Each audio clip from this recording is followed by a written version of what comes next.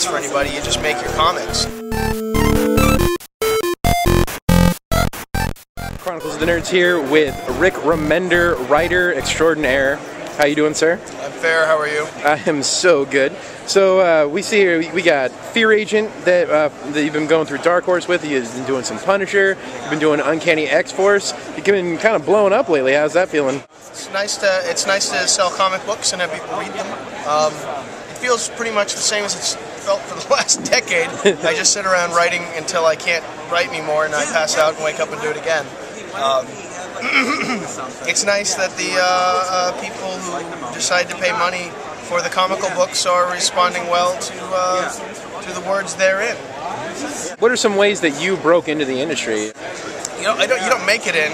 I don't know. I don't even know what "in" means. You just make comics. You know, for me, it was.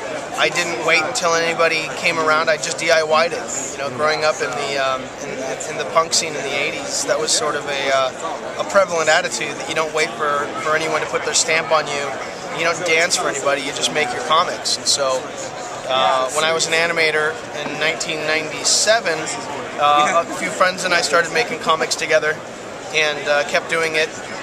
Until I got the bug and quit my job as an animator, and then I just kept making books, and you know, I just would make one after another, and most of them would be overlooked by the majority of people in the industry, and you just have to not care and keep making them. At a certain point, I had made enough books and built enough of a readership that other people wanted to hire me and pay me to write for them. So it's just.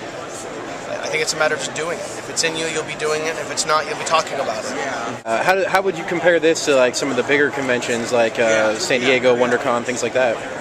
Well, the smaller shows are preferable because they're comic book crowds. You don't have families of people swarming by on their way to go meet the star of the Stargate sequel, grabbing shit off your table thinking that it's free. You don't have to explain that our writers do more than put words in balloons to keeping unwashed masses of non-comic readers, which I don't really have the patience for.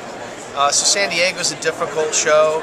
There are maybe 25% of the people there for comics and the rest are there for media.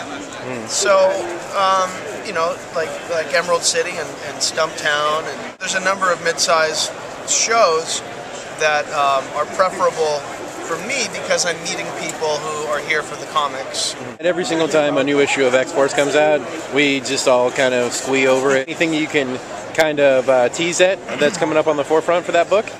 I just found that really interesting when I was writing this stuff. Archangel is a creation of Apocalypse who's just an X-Man. And no one ever said, hey, wait a second. What is he? A living weapon, a spy? What is Archangel? It's clearly another persona that Warren's cleansed of and it comes back. And he's cleansed of and it comes back. It's a part of him. So I thought that there was a lot of meat on the bone with that that we're going to be exploring. And we're going to be sort of dabbling in pretty much every single thing that Apocalypse has done in the Marvel Universe on the way. So we're going to be taking a trip back to the Age of Apocalypse. We're going to be showing the new Aqaba city on Earth here. We're going to reveal the new Apocalypse. We have the 616 Holocaust and his ascension. We have some huge things happening that will then bleed over into some other big stuff going on in the X universe next year. Aside from X-Force, what else do you have coming up on the horizons for people to look forward to? A lot of big stuff with Venom. He's going to be playing a big role in Spider Island this summer. And then coming out of that, he's going to be playing a very big role in the Marvel Universe. The book has been a tremendous success, which is nice, because then people want to read the character and we can start doing bigger, crazier things, which we are. So we've got the next 2 years of Venom. We've got some huge plans that I unfortunately can't talk about.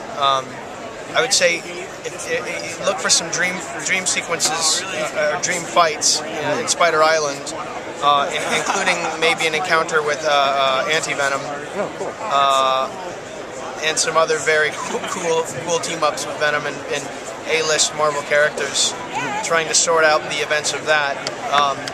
I'm focusing right now. I've been turning down projects left and right so that I can make sure that the next year or two of X-Force and Venom are my best foot forward. And as opposed to putting out 5, 6, 7, 8 books a month that are all readable, I'd rather put out 3 or 4 books a month that are the best I'm capable of making. So my priority right now is going to be to keep those 2 books coming out regularly and make sure that I never give anybody a single issue to leave with. I want to make sure every issue keeps them wishing they had the rest. What's the best way to keep track of what Rick's up to? Remender on Twitter or rickremender.com, my website. I try and update frequently, and I've got a Facebook reader page that you can get to via my website. Thank you, Rick, and thanks for the great interview, and I'm glad you're at Stumptown. Thanks.